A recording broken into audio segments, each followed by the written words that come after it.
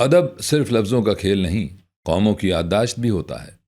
اور بڑے ادیب صرف کتابیں نہیں لکھتے، وہ زمانوں کی سوچ، تہذیب اور احساس کو لفظوں میں محفوظ کر جاتے ہیں۔ ہمارا ماننا ہے کہ کتاب جو ہے وہ ہم سفر ہے، کتاب جو ہے زندگی۔ بلوچستان کی عوامی داستانوں میں ہانی اور شہ مرید غالباً سب سے پرانی طرح لوگ کتابوں سے جڑ جائیں۔ علم یہ سن 1951 کی بات ہے کہ میں نے شاید احمد دہلوی کی زبانی ان یادوں کی دلچسپ۔ میں ہوں آپ کا میزبان عارف باحلی۔ السلام علیکم، نمشکار، ست سری اکال، آداب۔ دوستو صاحبو، میں ہوں عارف باحلیم اور آپ دیکھ رہے ہیں پروگرام بولتی کتابیں۔ بولتی کتابوں کے اس پروگرام میں ہم نے ایک سلسلہ شروع کیا ہے جس کا نام ہے چراغ اہل قلم۔ ایک ایسا سلسلہ جس میں ہم برصغیر کے ممتاز، نامور، قداور اور بین الاقوامی شہرت یافتہ ادیبوں کی زندگی، شخصیت، فن، فکر اور ادبی خدمات کو آپ کے سامنے پیش کرتے ہیں۔ اس سلسلے کا مقصد صرف یہ نہیں ہے کہ ہم بڑے ادیبوں کے نام گنوائیں، بلکہ یہ بھی ہے کہ ہم ان کے زمانے کو سمجھیں، ان کے اسلوب کو پہچانیں، ان کی تحریروں کے چراغ سے اپنی ادبی روایت کو روشن کریں اور نئی نسل کو بتائیں کہ بڑے ادیب محض کتابوں کے مصنف نہیں ہوتے، وہ تہذیب کے امین، زبان کے معمار اور احساس کے ترجمان بھی ہوتے ہیں۔ تو آئیے شروع کرتے ہیں۔ آج کے چراغ اہل قلم میں ہم جس شخصیت کا ذکر کرنے جا رہے ہیں وہ صرف ایک ادیب نہیں، ایک پورا ادارہ تھے۔ ایک ایسا شخص جس نے قلم کو اخبار میں بھی چلایا، افسانے میں بھی، ناول میں بھی، فلم کے پردے پر بھی اور سماج کے ضمیر پر بھی۔ یہ نام ہے خواجہ احمد عباس کا، جنہیں دنیا کے اے عباس کے نام سے بھی جانتی ہے۔ خواجہ احمد عباس ان نابغہ روزگار لوگوں میں سے تھے جن کے لیے اظہار صرف ایک فن نہیں، ایک ذمہ داری تھا۔ وہ لکھتے بھی تھے، فلم بھی بناتے تھے، سوال بھی اٹھاتے تھے اور اپنے عہد کے عام آدمی کو آواز بھی دیتے تھے۔ خواجہ احمد عباس کی پیدائش 7 جون سن 1914 کو پانی پت میں ہوئی۔ وہ ایک ایسے گھرانے سے تعلق رکھتے تھے جس میں ادب، سماجی شعور اور فکری سنجیدگی کی روایت موجود تھی۔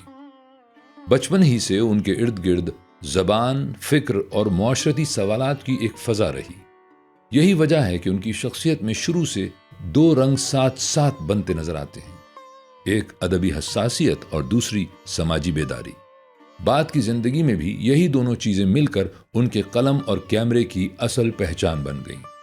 تعلیم کے لیے وہ علی گڑھ مسلم یونیورسٹی سے وابستہ ہوئے۔ علی گڑھ کا ماحول خود ایک فکری تربیت گاہ تھا اور خواجہ احمد عباس جیسے ذہن کے لیے تو گویا ایک کھلا میدان۔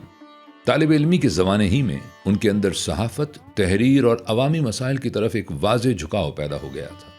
یہ وہ زمانہ تھا جب برصغیر آزادی کی تحریک، سیاسی ہلچل، طبقاتی ناہمواری اور فکری تبدیلیوں سے گزر رہا تھا۔ عباس نے اس زمانے کو دور سے نہیں دیکھا، وہ اس کے اندر رہے، اس سے متاثر ہوئے اور پھر اسے اپنے فن کا حصہ بنا لیا۔ انہوں نے پہلے نیشنل کال سے وابستگی اختیار کی، پھر علی گڑھ اوپینین جیسا طلبہ سے متعلق اشاعتی کام شروع کیا اور بعد میں بمبئی کرونیکل سے وابستہ ہو گئے۔ اسی صحافتی پس منظر نے ان کی نثر کو ایک خاص کاٹ دی، ایک خاص روانی دی اور سب سے بڑھ کر زندگی کے اصل مسائل سے جوڑ دیا۔ وہ محض ادبی دنیا کے آدمی نہ تھے، وہ اخبار کے آدمی بھی تھے، میدان کے آدمی بھی تھے، عوام کے آدمی بھی تھے۔ خواجہ احمد عباس کی صحافتی زندگی کا سب سے نمایاں باب ان کا مشہور کالم لاسٹ پیج ہے۔ یہ کالم پہلے بمبئی کرونیکل میں شروع ہوا اور بعد میں بلٹس میں منتقل ہو کر ان کی وفات تک جاری رہا۔ اسے ہندوستانی صحافت کی طویل ترین چلنے والی سیاسی تحریروں میں شمار کیا جاتا ہے۔ اردو ایڈیشن میں یہی سلسلہ آزاد قلم کے نام سے بھی جانا گیا۔ یہ محض کالم نہیں تھا، یہ ایک عہد کی نبض تھی۔ عباس اس میں سیاست بھی لکھتے تھے، سماج بھی، انسان بھی، ظلم بھی، امید بھی، اور کمال یہ تھا کہ ان کی تحریر میں صحافتی تیزی بھی ہوتی تھی اور ادبی وقار بھی۔ لیکن خواجہ احمد عباس کی شخصیت کا صرف ایک رخ صحافت نہیں تھا، وہ ادب میں بھی بھرپور طور پر موجود تھے۔ انہوں نے اردو، ہندی اور انگریزی تینوں زبانوں میں لکھا اور ناول، افسانہ، ڈرامہ، مضمون، سفرنامہ، یادداشت، سب میدانوں میں اپنی موجودگی ثبت کی۔ ان کی معروف تصانیف میں انقلاب، I am not an island, the world is my village اور افسانوی مجموعے شامل ہیں۔ ان کے بارے میں یہ بات بھی بار بار دہرائی جاتی ہے کہ انہوں نے درجنوں نہیں بلکہ 70 سے زیادہ کتابیں لکھی۔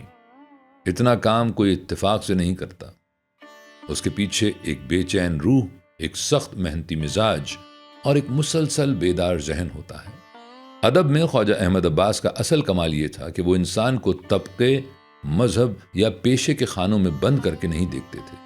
ان کے ہاں شہر بھی ہے، گاؤں بھی، مزدور بھی ہے، غریب بھی، عورت بھی ہے، بے گھر آدمی بھی، شکستہ خواب بھی ہیں اور بہتر سماج کی خواہش بھی۔ وہ ترقی پسند فکر سے وابستہ تھے، مگر ان کا فن خشک نظریاتی تحریر نہیں بنتا۔ ان کے ہاں مقصدیت ہے مگر زندگی کے ساتھ، پیغام ہے مگر کرداروں اور واقعات کے اندر جذب ہو کر۔ اسی لیے ان کا ادب واز نہیں لگتا، زندہ محسوس ہوتا ہے۔ خواجہ احمد عباس کی ایک اور بڑی پہچان ان کا فلمی سفر ہے، اور سچ یہ ہے کہ ہندوستانی سینما کی تاریخ ان کے بغیر مکمل نہیں ہوتی۔ انہوں نے اسکرین پلے، کہانی، مکالمہ اور ہدایت کاری ہر میدان میں کام کیا۔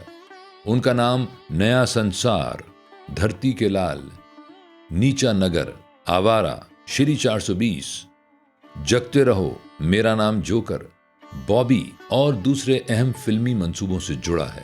راج کپور کے ساتھ ان کی شراکت نے ہندوستانی فلم میں سماجی شعور اور عوامی اپیل کا ایک منفرد امتزاج پیدا کیا۔ یہ وہ لوگ تھے جنہوں نے فلم کو صرف تماشا نہیں رہنے دیا، اسے سماج کی زبان بھی بنایا۔ بطور ہدایت کار خواجہ احمد عباس نے خاص طور پر سماجی حقیقت نگاری کو فروغ دیا۔ دھرتی کے لال کو ہندوستانی سماجی حقیقت پسند سینما کے اولین نمونوں میں شمار کیا جاتا ہے۔ شہر اور سپنا نے قومی سطح پر بڑا اعتراف حاصل کیا، جبکہ ساتھ ہندوستانی نہ صرف قومی یکجہتی کے موضوع سے جڑی فلم تھی، بلکہ اس فلم سے امیتابھ بچن نے بھی اپنی فلمی شروعات کی۔ عباس کے لیے فلم محض کاروبار نہیں تھی، وہ اسے انسان، معاشرہ اور تاریخ کے درمیان مکالمہ سمجھتے تھے۔ یہی وجہ ہے کہ ان کی فلموں میں تفریح کے ساتھ فکر بھی ملتی ہے اور منظر کے پیچھے ایک سماجی سوال بھی۔ خواجہ احمد عباس کا تعلق IPTA یعنی انڈین پیپلز تھیٹر ایسوسی ایشن کی فکری دنیا سے بھی رہا۔ یہ وابستگی محض تنظیمی نہ تھی، ذہنی تھی۔ وہ آرٹ کو عوام سے جوڑنے کے قائل تھے۔ ان کے نزدیک فن اگر صرف اشرافیہ کی میز پر رکھا ہوا خوبصورت گلدان بن جائے تو اس کا آدھا مصرف ختم ہو جاتا ہے۔ فن کو سڑک، فیکٹری، بستی، کسان، مزدور، نوجوان، عورت، سب سے بات کرنی چاہیے۔ عباس نے یہی کیا۔ چاہے افسانہ لکھا، چاہے فلم بنائی، چاہے کالم لکھا، ہر جگہ عام آدمی ان کے مرکز میں رہا۔ ان کی شخصیت کی ایک خاص بات یہ بھی تھی کہ وہ خود کو صرف رائٹر یا ڈائریکٹر کہہ کر محدود نہیں کرتے تھے۔ وہ اصل میں ایک کمیونیکیٹر تھے، یعنی پیغام پہنچانے والے، لوگوں سے رابطہ قائم کرنے والے، مختلف طبقوں کے درمیان خیال کی راہ بنانے والے۔ شاید یہی وجہ ہے کہ ان کی تحریر میں علمی رنگ بھی ہے، عوامی انداز بھی، صحافتی شدت بھی ہے، ادبی سوز بھی اور فلمی منظر آفرینی بھی۔ یہ مجموعہ کم لوگوں کے حصے میں آتا ہے۔ خواجہ احمد عباس کا اسلوب صاف، رواں، بامقصد اور براہ راست اثر پیدا کرنے والا ہے۔ وہ لفظوں کے پیچیدہ جال نہیں بنتے، وہ بات گھما کر نہیں کہتے۔ ان کے ہاں جو درد ہے وہ واضح ہے، جو امید ہے وہ بھی واضح ہے، جو احتجاج ہے وہ بھی چھپا ہوا نہیں۔ مگر اس سادگی کو سادہ لوحی سمجھنا غلط ہوگا۔ ان کے فن میں فکری پختگی بھی ہے، ساخت بھی ہے اور زمانے کی سمجھ بھی۔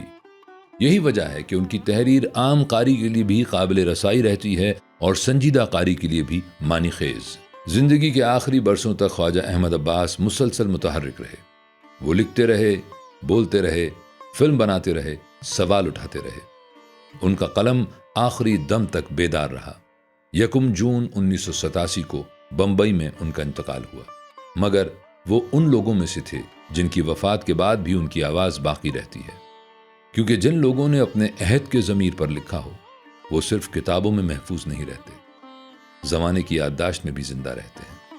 خواجہ احمد عباس کی اصل عظمت یہی ہے کہ انہوں نے ادب، صحافت اور سینما تینوں کو انسان کے حق میں استعمال کیا۔ انہوں نے لفظ کو باضمیر رکھا، خیال کو زندہ رکھا اور فن کو عوام سے جوڑے رکھا۔ وہ ان ادیبوں میں سے نہیں تھے جو صرف خوبصورت جملے لکھ کر مطمئن ہو جائیں۔ وہ ان لوگوں میں سے تھے جو جملے کو سماجی ذمہ داری بھی سمجھتے تھے۔ اسی لیے خواجہ احمد عباس کا نام صرف ایک فرد کا نام نہیں، ایک رویے کا نام ہے۔ ایسا رویہ جو سچ بولتا ہے، انسان کی طرف کھڑا رہتا ہے اور فن کو زندگی سے الگ نہیں ہونے دیتا۔ ادب کے یہ بڑے نام صرف کتابوں میں نہیں رہتے، یہ ہماری تہذیب، ہماری زبان اور ہماری اجتماعی یادداشت میں زندہ رہتے ہیں۔ آج کے لیے اتنا ہی، پھر ملیں گے بولتی کتابوں کے سلسلے چراغ اہل قلم کی ایک نئی ویڈیو اور ایک نئی ادبی شخصیت کے تعارف کے ساتھ۔ سلامت رہیں۔